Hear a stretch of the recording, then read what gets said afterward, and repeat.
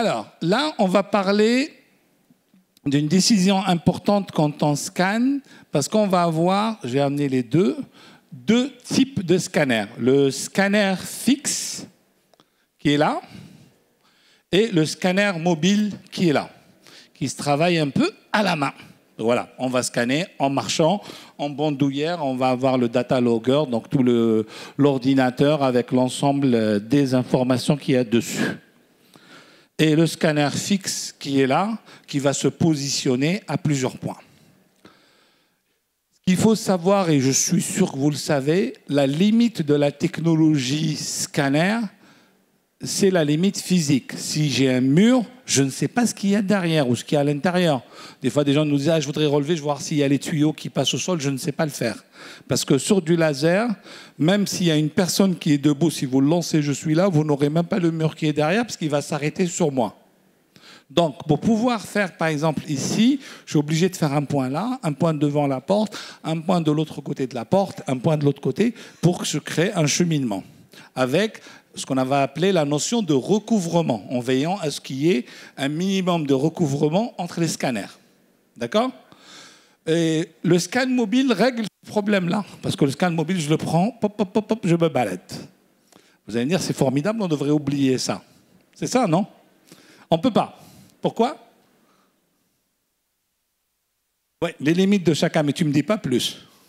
C'est la réponse va qui dérive le bac, c'est la note. Le bac, c'est la limite. Mais c'est quoi la limite? Les portées, c'est les mêmes. Allez, je vais de distance. Distance, portée, c'est pas ça. Non, c'est la précision. Il y a deux choses. Il y a la précision et la résolution. La première, quand on est fixe, on est sur de résolution de 1 mm à 10 mètres, enfin 15 mètres. On est sur du 1 mm. Quand je suis en déplacement, je vais être en résolution de 4 mm, 4 à 5 mm. C'est différent, vous voyez? Déjà, on perd au niveau de... Donc ça dépend des métiers. En architecture, dans le bâtiment, c'est parfait. Je n'ai pas de problème. 5 mm, c'est rien. Si je fais de l'industrie, comme je vous ai montré tout à l'heure de l'oil and gas, ça ne marche pas. Il me faut que je sois en fixe. D'accord? L'oula. La densité. Quand vous bougez, vous imaginez bien que vous faites moins de points. Quand il est fixe, les 2 millions de points sont au même endroit. Donc mon nuage de points est beaucoup, beaucoup plus dense que dans ce cas-là, que dans ce cas-là. Donc c'est à moi d'arbitrer. Par contre, lui va me donner de la vitesse. Je vais être 10 fois plus rapide que ça et mon nuage de points est déjà assemblé. Vous voyez? Ça dépend où on est, comment on est. Mais on a les deux technologies. Si vous travaillez sur des grands bâtiments ou des grands espaces, allez sur du mobile si vous n'avez pas besoin. Les gens qui vont faire par exemple de la topo, des choses comme ça, il ne va pas faire du fixe et avancer sur un terrain d'1 hectare. Ça n'a pas de sens. C'est-à-dire qu'à un moment donné, on le fait parce qu'avant on n'avait pas vraiment de vrais slams. D'accord? On va parler tout à l'heure des slams de Faro. Donc voilà les deux différences qui est écrit en bas en anglais. Donc, les deux, le terrestre et le... je ne savais plus ce que j'allais à dire là-dedans. Alors, on va passer... J'ai en arrière, je crois. Voilà. La cartographie mobile. Alors là, je vais parler un peu du slam parce que c'est le nouveau produit de chez Faro. Il faut savoir qu'il y avait une société qui s'appelait Geoslam, qui était leader dans le domaine du slam, qui a été rachetée il y a 2 ans à peu près par Faro pour sortir leur Orbis. Parce que Faro ont toujours eu cette recherche d'assemblage automatique. Comment je fais de l'assemblage automatique? Donc ils avaient plusieurs produits qui ont plus ou moins marché pour arriver à la fin à l'Orbis. L'Orbis, ce qui est particulier, ce qui est très intéressant dans l'Orbis actuellement, c'est pas moi qui le dis, c'est les experts, c'est le meilleur appareil SLAM sur le marché mondial. Pour 2 raisons. Parce qu'on retrouve l'algorithme SLAM de Geoslam, qui était l'un des meilleurs, mais derrière, dans le bidule, là, le boîtier, le lidar, on a mis du lidar Faro. Dans le lidar Faro, on est un lidar à 64 lignes. Il n'y a pas qu'une seule ligne. Et on a rajouté, ce qui est très important, en haut, vous voyez là-bas, c'est une photo panoramique à 365 degrés. Ça veut dire qu'on obtient du nuage colorisé, que le SLAM d'avant ne faisait pas. On n'avait pas la photo. Et troisième chose très importante, là, si vous voyez ici, j'ai un monopode. Et le tripode et le monopode. Ça permet de le stationner aussi. Ça, vous appuyez sur un bouton dans le stationnement, je vous montrerai tout à l'heure. Et je fais du scan fixe. Je repasse à ce mode-là. Sauf que je vais être à 2 mm de précision, pas le 1 mm parce que c'est pas 3 pieds avec en faisant le niveau, etc. Là, on va le poser, hop, ou même avec la main, vous le posez, vous faites du fixe. C'est-à-dire quand vous passez à côté d'un endroit qui vous intéresse, bam, vous faites du fixe. D'accord ? Alors, voilà. Là, c'est juste pour vous montrer la technologie flash. En fait, sur le fixe, il y a à peu près 4 ans, Faro a introduit ce qu'on appelle la technologie flash. En fait, on met un appareil panneau ici, panoramique, et il fait la photo pendant qu'il scanne. Donc, on divisait le temps de scan par 2, parce que lui, quoi, il scanne, après il fait la photo panoramique. Quand on mettait le flash, l'appareil photo, il est comme ça d'ailleurs. Quand on le mettait, il faisait en même temps. Et on appelait ça la technologie flash. Eh bien, cette technologie flash, on l'a mise ici. Résultat, on arrive à le positionner de temps en temps. Et quand on a le nuage de points, on a aussi toutes les 1 seconde, il prend une photo. Donc, du coup, vous avez des photos de vue 3D à chaque fois dans votre nuage de points. Donc, ça colorise, mais ça donne l'état des lieux. Ça donne la photo qu'on va pouvoir inspecter à chaque fois. C'est pour ça que le flash ici, il est compris de base. Alors, non. Oh. Donc voilà, ça c'est ce que je disais tout à l'heure, on est sur le pionnier du slam avec 10 ans d'expérience pour GeoSlam. On est sur une compensation locale et globale. Ça c'est très intéressant, ça veut dire s'il y a des géomètres dans la salle, ça va vous intéresser. Le slam permet, si vous regardez la partie basse ici, c'est une mire. Ça vous permet, pendant que vous scannez, d'aller désigner des points géoréférencés. Donc, du coup, on peut faire du référencement en dur dès le début. Avec le fixe, on va faire du géoréférencement une fois quand on rentre au bureau. C'est-à-dire qu'on va désigner des points et on va ramener sur un fichier CSV ou autre les coordonnées X, Y, Z et on va merger ensemble de manière à positionner notre nuage de points. Rigide, non rigide, on passe.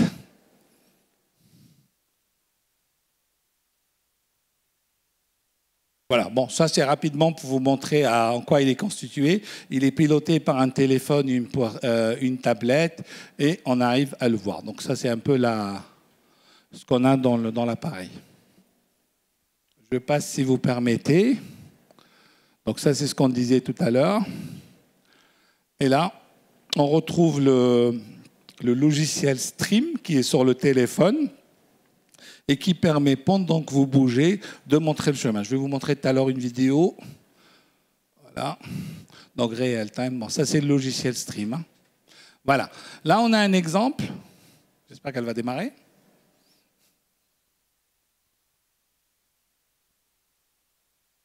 Hop. Allez, s'il vous plaît. Les play, s'il te plaît. Là.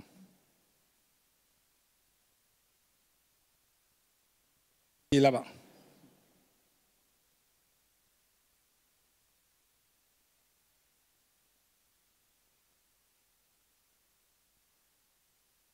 Il faut appuyer sur Play sur le deuxième écran, pas le premier, avec derrière mon étendu. Voilà.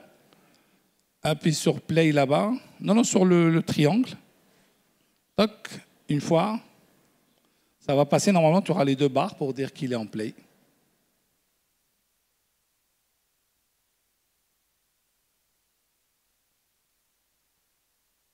Voilà, là ça remarche. Donc vous voyez le monsieur en train de marcher et derrière vous voyez ce que le deuxième petit écran qui est là-bas, c'est tout simplement sa trajectoire. C'est-à-dire sur le téléphone, si j'avais mon téléphone, pendant que j'avance, on voit la personne en train de scanner et l'environnement est en train de se construire.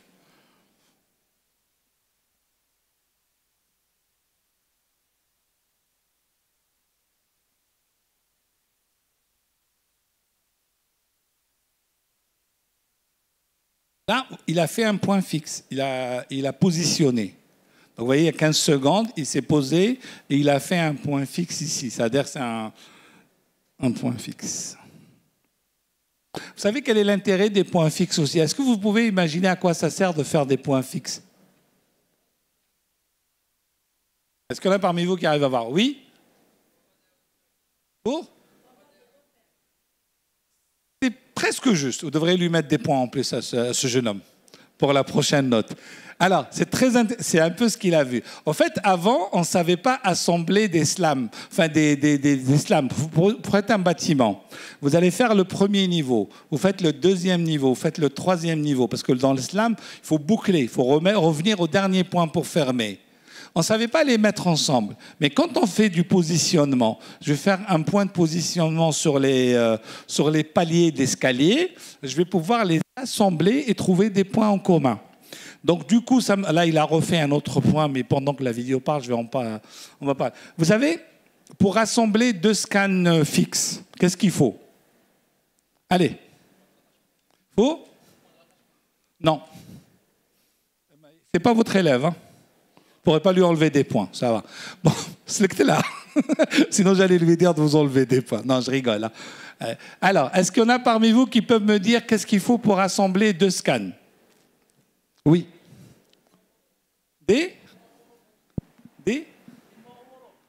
Des points homologues ou des plans homologues, exactement.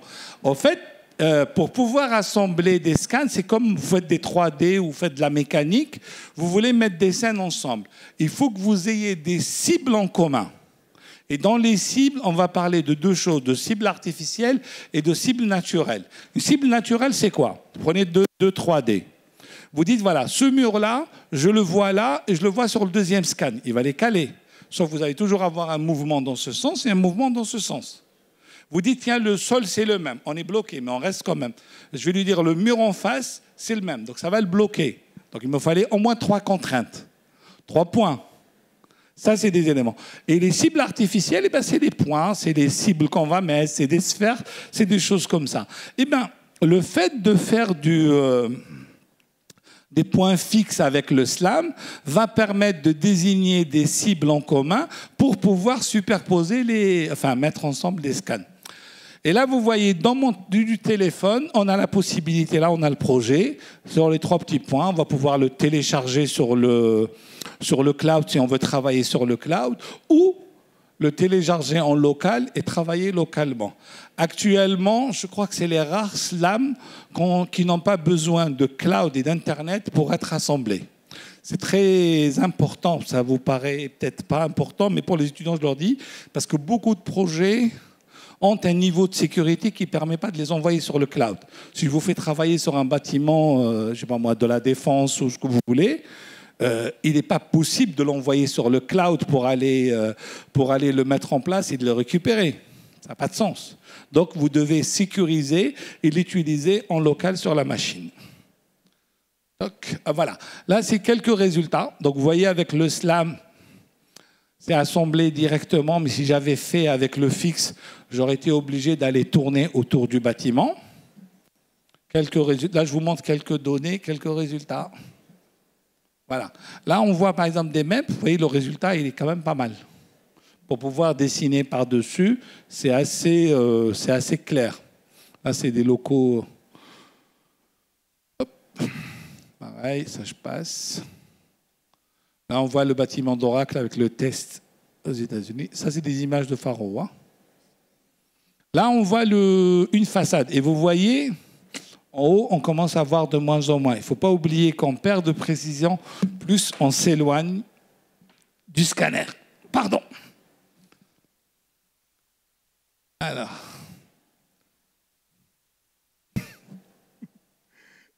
Voilà, encore on a une autre donnée. Là, vous avez ce qui est intéressant ici, vous avez les durées de scan avec 7 points de flash, donc une précision de 5 à 10 mm, couleur et 17 minutes pour faire tout le quartier.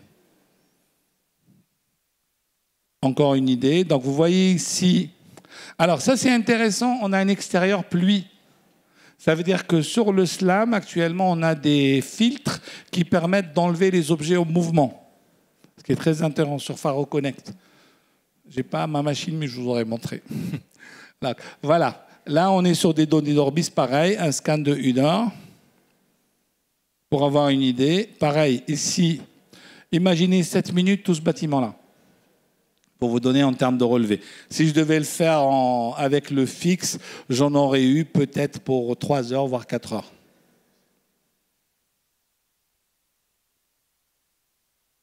Et rien de cliquer. Donc, flux de travail automatisé, filtre pour filtrer les éléments, nuage de points de données d'image, nuage géoréférencé directement et la synchronisation avec Faro XG. Alors, Faro XG est une plateforme de Faro qui permet de traiter les nuages de points. Si vous n'avez pas assez de ressources, vous avez un abonnement. Une fois que vous avez fini, vous envoyez vos bruts, vos LAS, vos slams et au retour, vous avez votre nuage de points E57 sur lequel vous allez pouvoir travailler.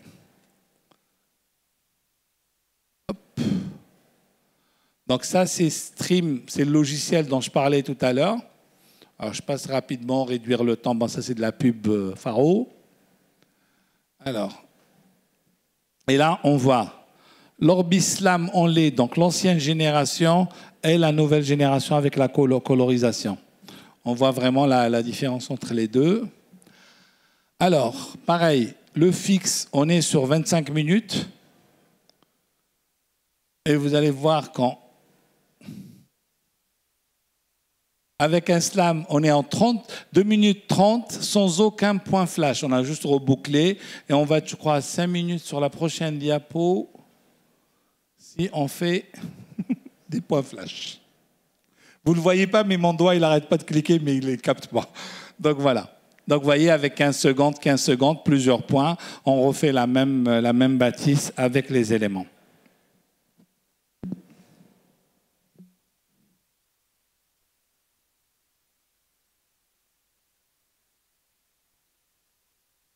Alors, là, on va parler de workflow. Un endroit qui clique trop direct. Donc, une fois que vous avez scanné, vous allez rentrer au bureau parce que toujours dans le workflow, on a trois étapes. La première, c'est le relevé terrain. La deuxième, c'est le traitement des nuages de points. La troisième, c'est le délivrance, c'est les livrables, c'est-à-dire c'est aller modéliser, aller analyser, aller faire plein de choses. La première étape, on vient de la faire, c'est scanner sur le terrain. La deuxième étape, c'est d'aller traiter les nuages de points. Pour le SLAM, on va utiliser le logiciel Connect, parce que vous avez vu, je ne sais pas si vous avez remarqué, mais sur mon appareil ici, j'ai pratiquement aucune interface. Il n'y a aucun réglage à faire. Vous appuyez, vous démarrez. Ça veut dire qu'à la fin, je vais brancher le câble réseau et récupérer la data. Pour pouvoir communiquer, on a le logiciel Connect. Et derrière le logiciel Connect, on peut travailler avec Scène. Scène, c'est le logiciel de traitement d'image de Faro. C'est un peu l'équivalent, pour ceux qui connaissent, Recap Pro chez Autodesk, Cyclone chez Leica. Celui de Trimble, c'est Realworks, voilà. Bon, voilà. Mes collègues, ils suivent avec moi, c'est bien. Je les ai réveillés parce qu'ils connaissent ça, ils ont déjà vu la présentation.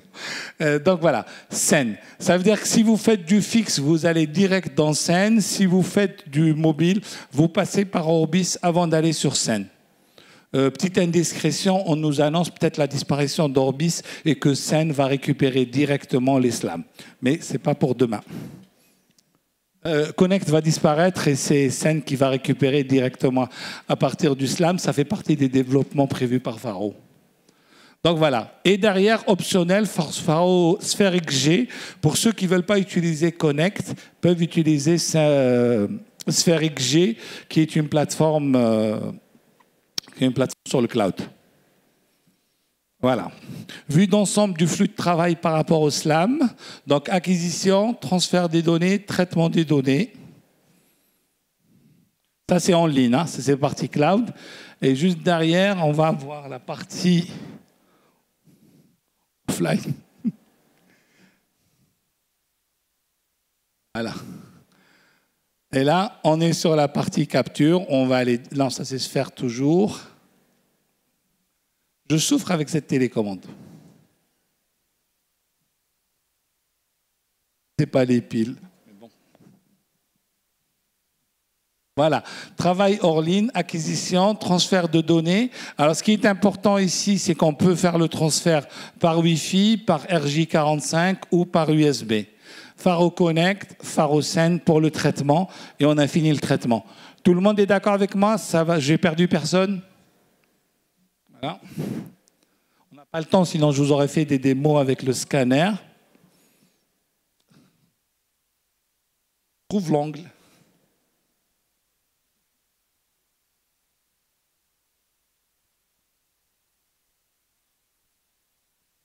Alors, Faro Connect, c'est pas ce que je voulais arriver. Donc, Faro Sign ici. Voilà. Bon, ça, c'est les avantages, je passe vite. Hein. C'est des discours un peu commerciaux, enfin commercial. Les applications, là, voilà. Là, au niveau des applications, c'est ce qu'on voit. Donc, le as-built capture modeling, le terrain mapping, on a la possibilité de faire des modèles de terrain ou sortir des topographies avec cet outil-là. Le digital twin, le mining, volumétrie, la construction qualité et les pré-incidents planning, donc pour voir des volumétries, pour pouvoir faire des plannings.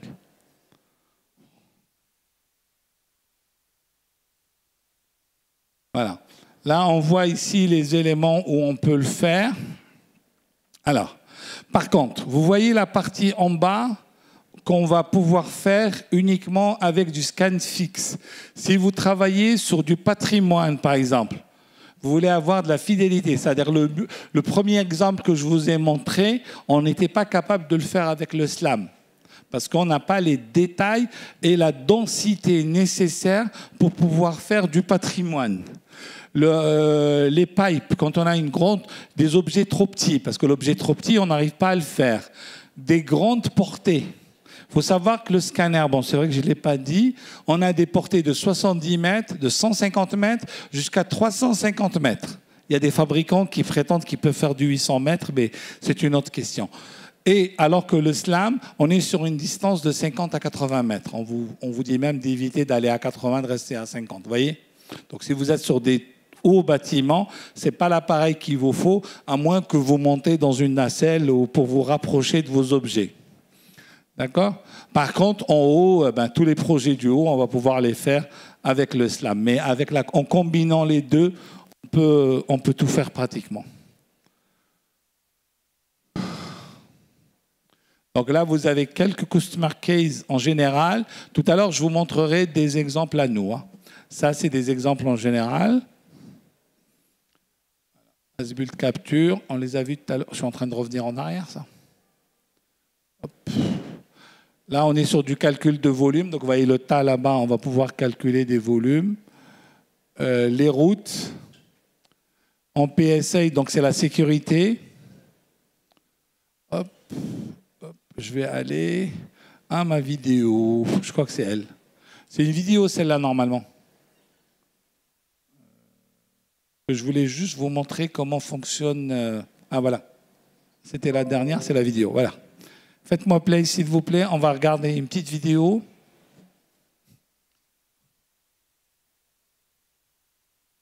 Relancez la dernière diapo, s'il vous plaît. La dernière, ou sinon j'avance avec ça jusqu'au bout, mais ça va être long. Donc, je fais ça. C'est la dernière. J'avais prévu d'avoir mon ordi avec moi pour manipuler. C'est pour ça que je suis dépendant du monsieur. Et je suis... Voilà.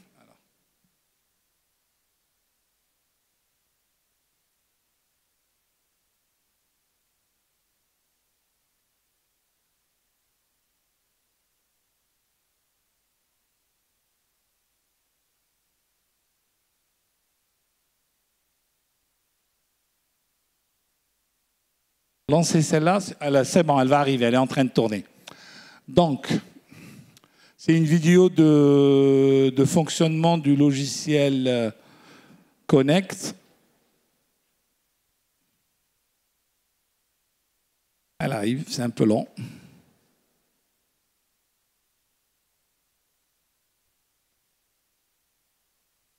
Voilà, laissez-la, ça va arriver. C'est un extrait d'une présentation. C'est pour ça qu'on a ça.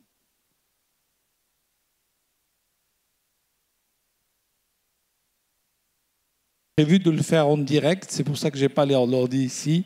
C'est pour ça qu'on va regarder la vidéo. Voilà.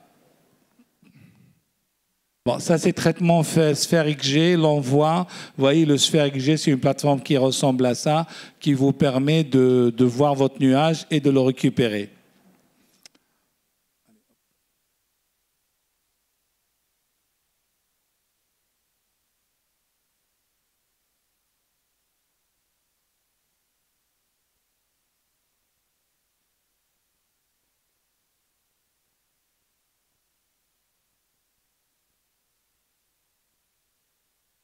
Ça ou là, j'ai un problème là, elle avance pas. Tu peux me l'accélérer s'il te plaît? Allez, je suis vers le milieu. Clique au milieu, ça va passer. Un peu.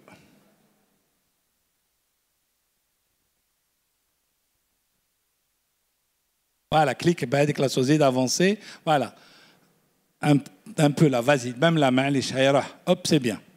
Donc, on voit ici le logiciel. Moi, ce que je voulais vous montrer, c'est surtout ça. On voit ici, bon, vous ne le voyez pas très bien, mais si vous venez dans le...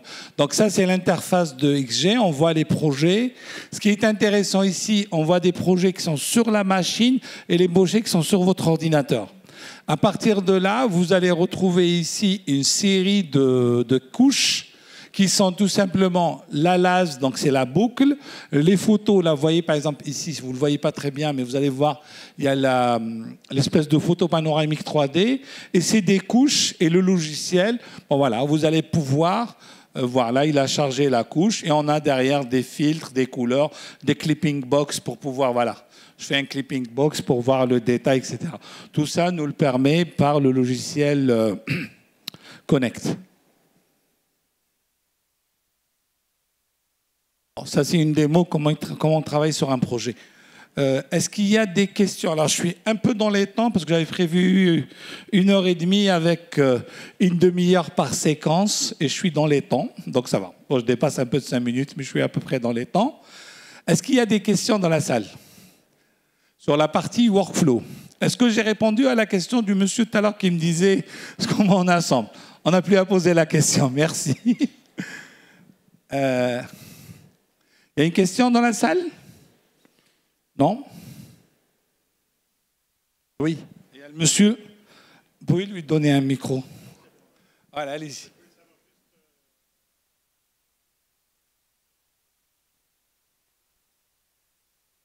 C'est la question qui fâche. En plus, je ne suis pas la bonne personne en général pour ça.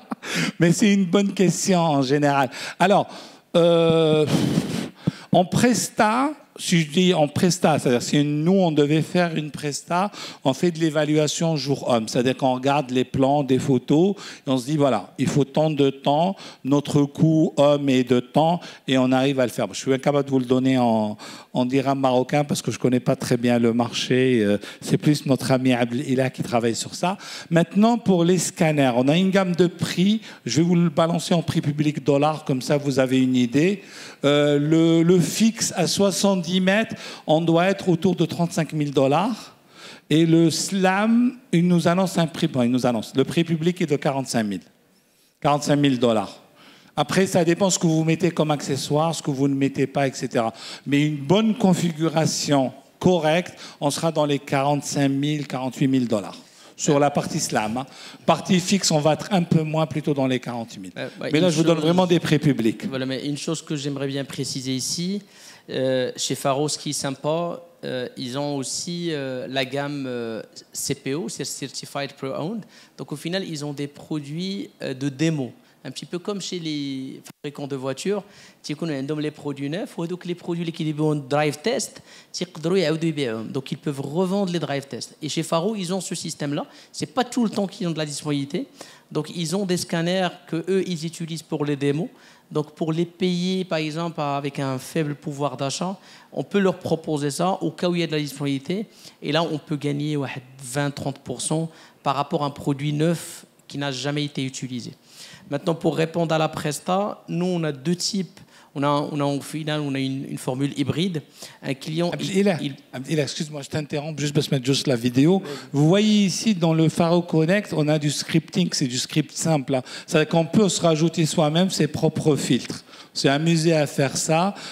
Par exemple, vous avez une vitre et vous voulez éliminer ce qu'il y a derrière la vitre. En général, ils ont un script type qui dit que tous les points avec une certaine réflexion et les vitres ne sont pas les mêmes. Vous voyez, celle-là, elle est plus opaque que celle-là. Vous allez pouvoir intervenir sur les éléments, sur les data et obtenir des trucs beaucoup plus propres. Voilà, c'est juste parce que je m'attrache la vidéo, excuse-moi. Non, mais ce que j'ai voulu dire, pour les gens qui ne veulent pas acquérir le scanner parce qu'ils ont une prestation qu'ils vont l'avoir, c'est pas une fois par an, ça, ils ont deux formules. Soit ils ont des techniciens sur place qui maîtrisent le traitement de nuages de points. Donc nous, ce qu'on fait, on va les capturer, on leur donne les données brutes et c'est eux qui s'occupent du traitement, modélisation et tout ça. On a d'autres types de clients qui nous disent « Moi, j'ai personne, s'il vous plaît, moi, je veux juste avoir un modèle 3D fini parce que c'est grâce à ça que je vais livrer mon projet. » Et à ce moment-là, on fait l'offre complète. Ça veut dire scanner, traiter et donner un modèle 3D final. Donc au final, on s'adapte par rapport aussi à la capacité financière du client et aussi par rapport aux ressources techniques qu'il a. Parce qu'il y a certains clients qui n'ont pas de ressources techniques. Donc on peut les accompagner, peu importe un petit peu leur profil. Voilà. Merci. Allez, on passe à la troisième partie. Donc je vais demander à mes colistiers derrière, à mes amis de me passer la troisième... Bon, ça, c'est les filtres, hein, c'est juste... Mais ça, c'est des choses qu'on fait en formation. Si un jour, vous avez besoin de vous former, bon, on ne va pas trop s'étaler dessus. Hop, allez. On passe à la dernière partie. Ça va jusque-là? Je ne vous ennuie pas trop? Je sais qu'il y a de la fraîcheur dans cette salle, donc... je pense qu'il y en a les harbouches, ils se mettent ici, au frais. Bien. Donc, on va parler de la dernière partie qui sont les cas d'usage. Et je vais essayer de vous montrer quelques exemples qu'on a fait, nous. Le but, c'est de faire un peu de retour d'expérience avec vous. Donc, si vous avez des questions, n'hésitez pas. Bon, nous, on aime bien échanger, on aime bien montrer. Voilà. Donc là, le premier projet que vous voyez, c'est un îlot. C'est énorme, c'est un centre de loisirs.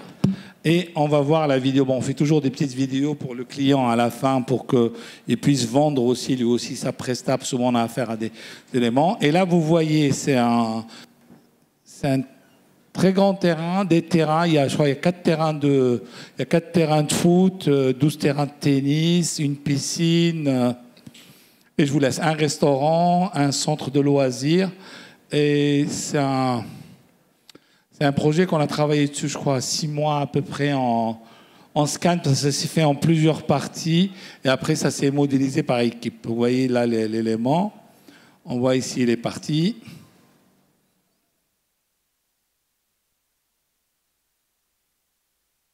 À l'époque, on n'avait pas l'Orbis. Je l'aurais fait en Orbis. Je crois que j'aurais gagné beaucoup de temps, celui-là. On l'a fait avec du fixe, donc c'était un peu... Donc, vous voyez les bâtiments et derrière, on a bien sûr tous les plans techniques, tous les détails de l'ensemble des bâtiments. Ça a été documenté très, très précis. Vous voyez, hop. Alors, vous voyez ici, je vous montre des exemples de nuages de points. Donc là, on montre des nuages de points agrégés de quelques bâtiments et vous allez voir la même chose avec le modèle. Voilà, ça c'est des nuages de points. Et derrière, vous voyez ici le modèle. Je vous montre le modèle extérieur, mais on pourrait aussi montrer les plans, les coupes, les façades de l'ensemble de ces bâtiments-là. Voilà. Là, vous voyez la photo réelle. Parce que tout à l'heure, le monsieur il est parti parce qu'il voulait voir la photo avec un rendu. On retrouve bien une photo avec un rendu final. Pareil, ici, vous avez des photos avec des rendus du bâtiment avec une précision qui est pour nous de l'ordre du millimétrique. Là, on voit des vues en haut de l'ensemble. On est vraiment sur une maquette as-built. Et on est parti plus loin puisqu'on a dû faire aussi les sous-sols. Là, vous êtes dans l'infra de la piscine avec les 3 bassins et on voit ici les poteaux, les éléments de reprise de l'ensemble avec les éléments de structure. Là, on est au sous-sol, sous les piscines. Il n'y a pas que la partie belle, on va dire, il y a aussi la partie technique en bas. Et croyez-moi, le sol n'est pas aussi propre que ça. C'est plutôt de la terre. Voilà. On voit ici les parties techniques, on passe. Bien. Modélisation. Alors là, je reprends un peu ce qu'on a vu tout à l'heure. On a une petite vidéo qui vous montre comment modéliser. Elle ne dure pas longtemps, on en a pour 2 minutes. Donc, on crée un gabarit. Derrière le gabarit, on prend le gabarit sur Revit pour ceux qui connaissent Revit. On va mettre en lien. Alors, on vous donne les secrets de fabrication là. Le nuage de points. Donc, c'est le format RCP. Vous avez raté là où il y avait une image avant avec le scan derrière. C'était votre question. Donc, vous voyez, là, le nuage de points apparaît. Derrière, voilà, on le voit. On voit le bâtiment ici. Bon, je suis une villa. Et on va tout simplement marquer les niveaux pour avoir les niveaux de sol et aller rajouter des murs, rajouter des fenêtres, etc. Ça a l'air simple dit comme ça, mais bon. En vue de coupe ici, on positionne les niveaux.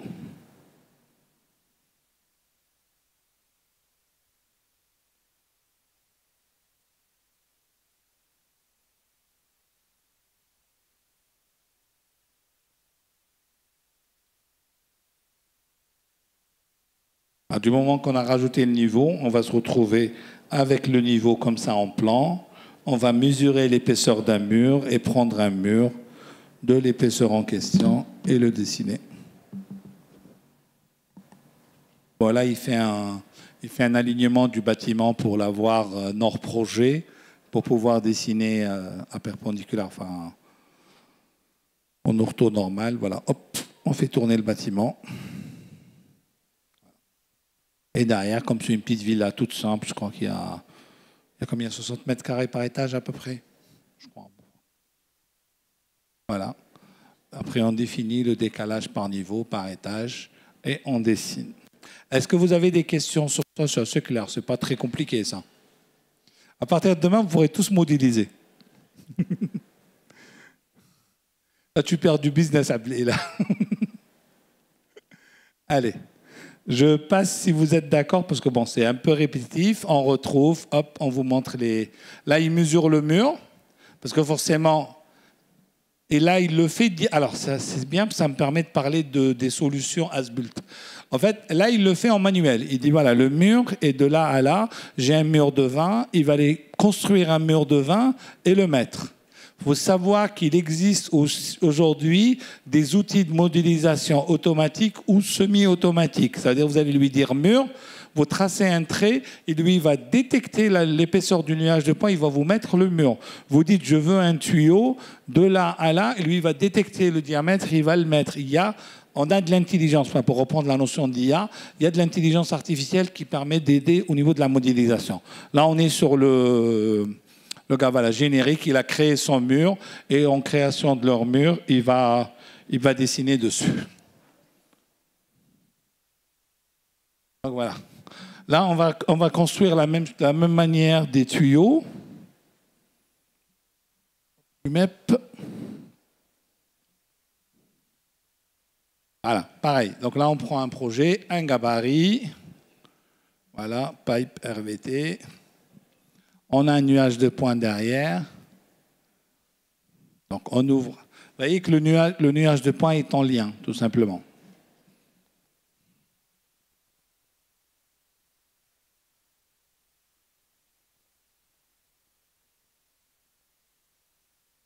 Voilà, là on a un bout de tuyau ici, un bout de pipe. Et derrière, on va lui dire, hop, mets-nous un... On va aller sur l'onglet Système et dire, voilà. Alors ici, il utilise bien le logiciel as-built dont je parlais tout à l'heure. Vous voyez, il y a un onglet en haut, c'est des plugins. C'est un plugin Revit qui s'appelle as-built. Le plugin Revit permet justement de faire de la modélisation. Vous voyez ?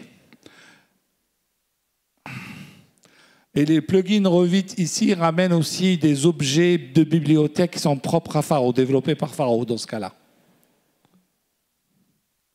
Là, toc. Vous voyez, on clique juste un point là, un point ici, un point là-bas. Ouais, d'accord. Il n'arrive pas à charger le tuyau. Hop, il a choisi le tuyau.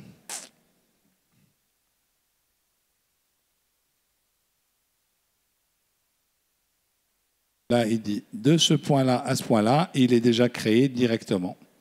On va dire de ce point-là à ce point-là, il lui détecte le diamètre et il va le positionner. Donc on a aussi des outils, voilà, toc, de ce point-là. On va bien accrocher le point, hop. On trouve ici le tuyau, il nous donne ses caractéristiques et on dit sélectionner. Ça va être la même chose pour les vannes, ça peut être la même chose pour les autres éléments, les éléments système. Alors, je passe un peu... C'est prévu à 4h ou 4h30 la fin? 4h? D'accord. Un quart d'heure. Ouais. Après, on peut aller sur des... Je voulais juste vous laisser voir comment il détecte une vanne. Après, on peut passer à autre chose. Voilà. Donc ça, c'est encore un tuyau. Un pipe.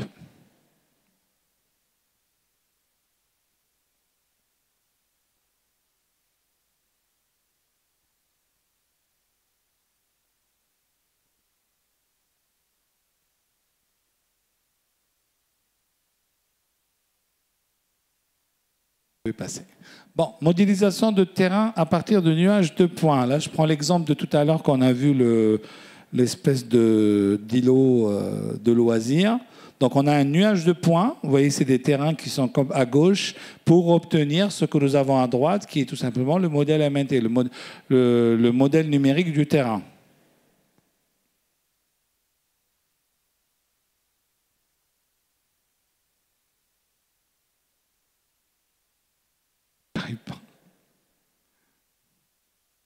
Voilà. Donc, on voit ici, ça va être pareil, on va importer le nuage de points.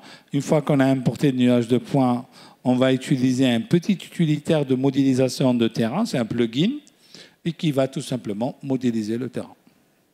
Et derrière, une fois que le terrain est modélisé, vous allez dans l'onglet site, et je ne sais pas que ça se rappelle comment site, et je ne sais pas comment il s'appelle, et derrière, on va tracer les courbes de niveau, on va les sortir. Vous voyez voir. Donc là, c'est le nuage de points.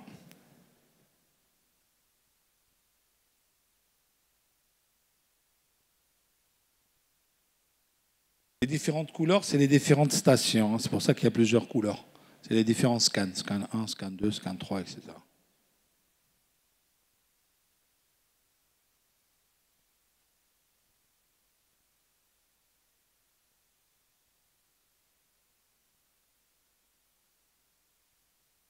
Là, on va détecter le terrain et il y a...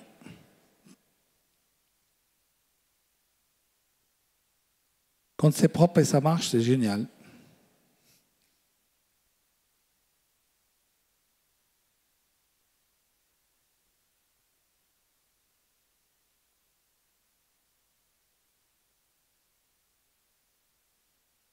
Faire une box, donc c'est juste pour délimiter le terrain et pouvoir mieux le sélectionner.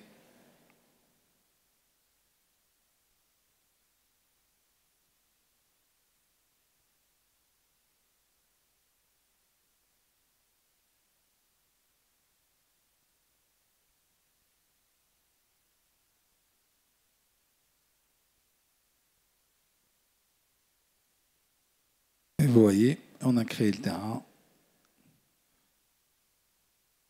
On va masquer le nuage de points et vous allez voir que votre terrain a été créé. Et ici, le modèle de votre terrain a été créé en, bon, j'exagère, mais en 3-4 clics, quoi. Dans le calcul machine, et vous avez votre terrain qui est créé. Alors, ah oui.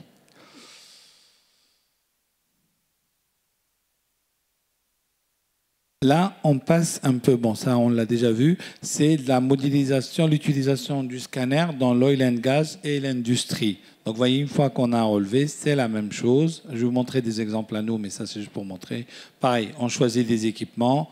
L'équipement match, on va pouvoir le faire. Derrière, hop, attends, je vais passer. Alors, derrière, on a 12 outils. Alors là, c'est Asbuilt pour AutoCAD, donc c'est un logiciel Asbuilt. Alors, ce qui est intéressant ici, c'est qu'on va modéliser sur la photo. Une fois qu'on modélise sur la photo, le dessin sort directement dans AutoCAD. Comme ils sont liés ensemble, on a installé un plugin qui lui dit d'aller dessiner la géométrie. Donc, vous voyez, là, on est en train de cliquer. Et vous allez voir que de l'autre côté, l'élément va se dessiner. Sur AutoCAD, va se dessiner automatiquement. Là, on a pris des points sur la bride, là, qui est là, je ne sais pas comment ils appellent ça en industrie. Ça a un nom, mais je l'ai oublié.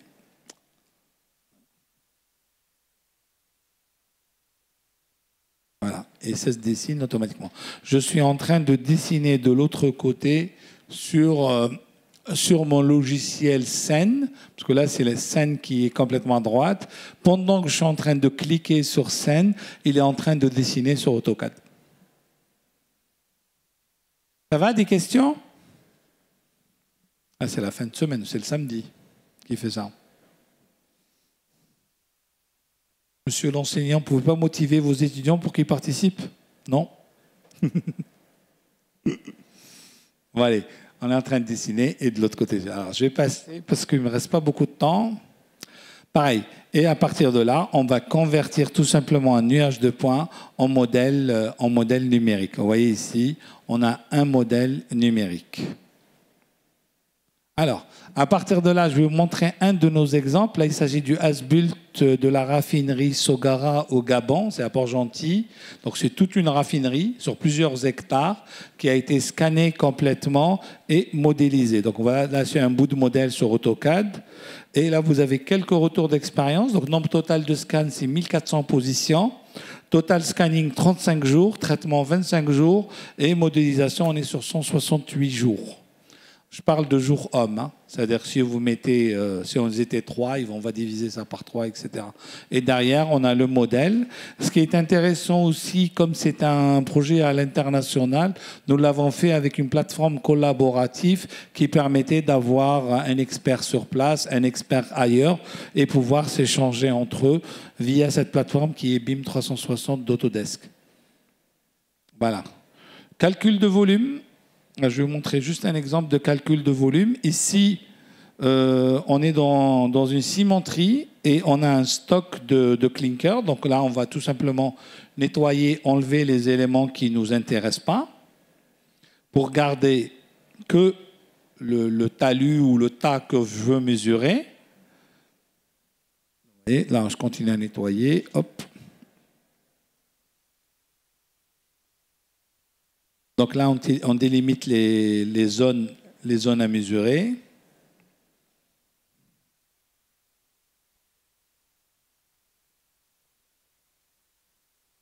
Alors j'en profite pour dire, parce que tout à l'heure il y avait une question sur les prix. Là, il faut surtout, quand on achète ce genre d'appareil, s'assurer bien qu'il y a derrière un bon partenaire qui puisse vous former et vous accompagner dans vos projets. Parce que vous allez arriver à ces résultats. Nous, il nous a fallu des années pour complètement, réellement maîtriser tous les workflows. Donc, il ne faut pas hésiter à...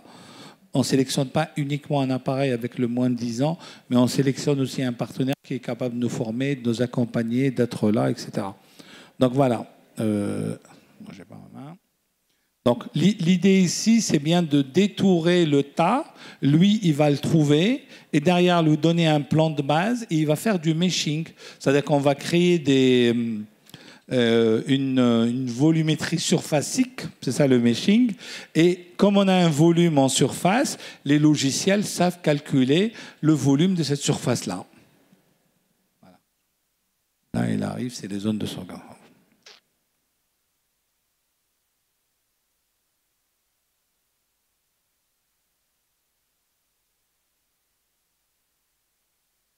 Vous pourriez m'avancer un peu la vidéo, s'il vous plaît? Si vous pouvez. Hein. Parce que bon, j'avais prévu de l'avancer moi-même, mais je n'ai pas mon ordi. Parce que là, bon, c'est des zones de sauvegarde. On va, ah non, non, vous avez changé de diapo. Il faut revenir à l'autre et avancer la vidéo un peu vers la fin. Voilà, encore. Encore, là, à peu près. Non, un peu, voilà, là, c'est bien. Voilà, faites play ici. C'est la partie dernière. Là, vous voyez, on a pris l'outil calcul de volume. On va tout simplement détourer le volume qu'on veut avoir. Tac, tac, tac. On va affiner les points, etc. Bon, c'est pas... Vous voyez, on est en train d'entourer le talus. Hein. C'est un talus, c'est du clinker, hein, c'est du ciment dans ce cas-là. Après, il suffit de donner la densité pour avoir le poids, si on veut connaître la volumétrie exacte. Bon, enfin, là, c'est de la géométrie, c'est vraiment des maths de base. Hein. Voilà, là, vous avez votre volume. Là, on a fait une espèce de détourage. Et derrière, on va lui demander maintenant de se caler sur le volume et de nous afficher le poids. Voilà, là, on voit bien le volume. Hop, allez, on applique le volume à l'intérieur et il va aller se caler sur les points physiques. Vous ne le voyez pas parce qu'il se confond. Et derrière, il nous a bien écrit le périmètre et la surface du talus, mais c'est aussi son volume. Ça, c'est beaucoup utilisé dans les industries qui utilisent des matériaux premiers en vrac. Ça leur permet de connaître leur stock réellement par le scanner. Donc voilà. Là, pareil, c'est un autre calcul de volume, je vais passer. C'est dans calcul de volume de réservoir. Là, je vous donne un peu le résultat. Donc, on a un réservoir avec les différents résultats en fonction de la ligne de coupe, combien peut contenir le réservoir, etc. On a scanné le réservoir en extérieur et on a donné le diamètre de la faille, l'épaisseur, pardon, excuse-moi, l'épaisseur du réservoir, l'épaisseur de l'atoll. Bon, là, c'est de l'analyse de réservoir. Là, on est dans le contrôle qualité. C'est juste pour vous donner des idées de ce qu'on peut utiliser le scanner. À chaque fois qu'il y a de la géométrie, on va pouvoir l'utiliser. Là, on a un réservoir, donc un tank. On va le désigner. Là, on est dans un logiciel qui s'appelle Buildit plutôt, qui est un logiciel de contrôle qualité. Vous allez voir, hop, il va nous demander de désigner les soudures, donc de désigner la répétition des plaques. C'est des plaques qui se répètent. Dans l'autre sens, voilà, là, il retrouve les plaques. On va lui dire dans le sens vertical où sont les éléments de soudure, enfin la largeur d'une plaque. Il va, on va faire, comment on dit ça?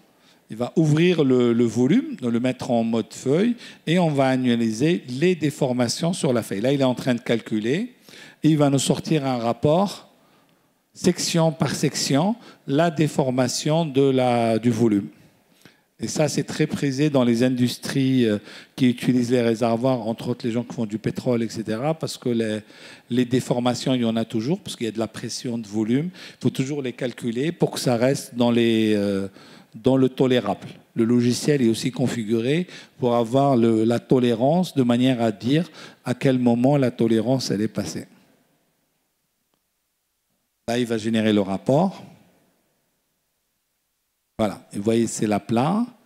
Et derrière, on va regarder le rapport. Je pense qu'il y a le rapport PDF ici. Bah, directement sur le rapport PDF. Là, il génère les sections, les déformations de sections.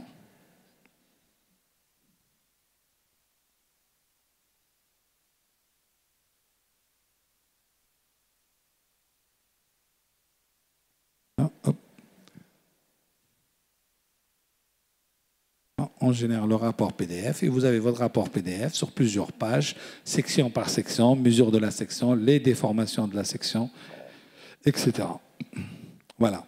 Et là, c'est un tank avec justement d'autres images pour montrer les déformations. Alors, contrôle qualité, là c'est une comparaison cloud to cloud, c'est-à-dire on a fait, et ça se fait beaucoup si vous surveillez par exemple des ouvrages d'art. Vous voulez connaître les déformations d'un ouvrage d'art. Ou si vous surveillez un talus, vous avez peur que le talus ou que la terre bouge.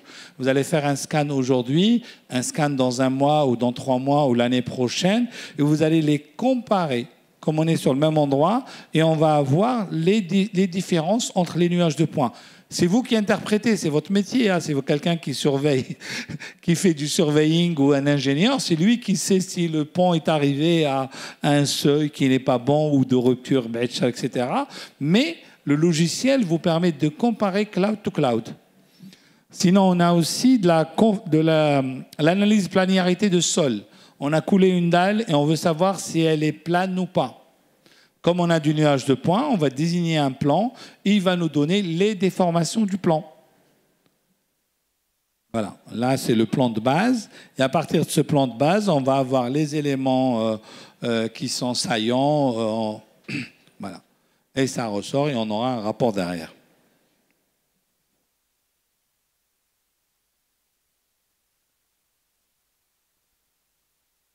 Analyse planarité des murs, c'est l'analyse des façades pour voir s'il y a des déformations. C'est le même principe. On désigne des points, on lui donne un plan de base et on compare par rapport à ce plan de base. Contrôle cloud to model, ça c'est intéressant dans le cas des chantiers. On a un modèle 3D et on a des nuages de points. On va les comparer ensemble pour voir si l'entreprise a réellement réalisé ce qu'on lui a demandé. On va comparer les éléments. Non, il restait une. Alors, je voulais vous finir par une ouverture pour parler d'un autre domaine qui n'est pas l'AEC, j'en ai pour 2 minutes, qui est la métrologie. Alors, le scanner fixe peut être utilisé en métro pour les gros éléments. C'est-à-dire métrologie, c'est vraiment l'industrie, la précision en industrie. Et vous avez un scanner mobile, si vous devez contrôler, par exemple, je sais pas moi, un wagon, les déformations d'un wagon, vous n'allez pas utiliser un bras parce que la précision qu'on va demander, c'est pas une précision micron, mais plutôt une précision millimétrique. Et on a vu que le scanner le permet de le voir. Et on voit bien ici que les petits ensembles, on va descendre à moins de, enfin, on va dire au 20e de micron, on va utiliser des bras, des quantums. Et pour les ensembles plus supérieurs à une centaine à 60 cm, je dirais, on irait sur du scanner, sur du focus. Voilà. Et là, il y a un exemple qui est très intéressant qu'on a vu cette année en Allemagne, c'est l'utilisation des scanners pour pouvoir vérifier des engins, les déformations d'engins. L'engin que vous avez utilisé en chantier, est-ce qu'il y a eu des déformations ou pas dessus? Donc avec 4 scanners, ou avec un scan, on va faire le tour pour avoir le modèle meshing, ou dans le deuxième cas, parce qu'on peut faire en automatique, en faisant 4 scanners interconnectés entre eux et avoir directement le résultat. Là, je vous montre l'exemple qu'on a vu, nous, au salon en Allemagne, où vous voyez bien dans la photo, il y a 4 scans qui ont été montés sur le stand. Et on a 2 sur le mur et 2 sur le pilier, avec une grosse pièce au milieu. Et le monsieur là est en train de faire de l'analyse en temps réel. J'ai vu la solution. J'adore les défis et celle-là, elle m'a bluffé parce que je l'ai vu en temps réel en train d'analyser un engin qui faisait pratiquement 8 mètres sur 5. C'était assez impressionnant, hein, avec les déformations. Donc, ils l'ont utilisé pour les tanks, les objets militaires, pour les avions, pour les remorques, sur les remorques parce qu'on veut connaître les déformations. C'est du contrôle qualité sortie usine. Hein. C'est-à-dire qu'on a fini, on sort et on vérifie si c'est conforme ou pas. Et voilà, et je termine par cette citation et cette diapo. Bien. Je suis dans les... Mettons toute notre énergie au service du bâtiment et de ses professionnels. Unis, nous sommes plus forts.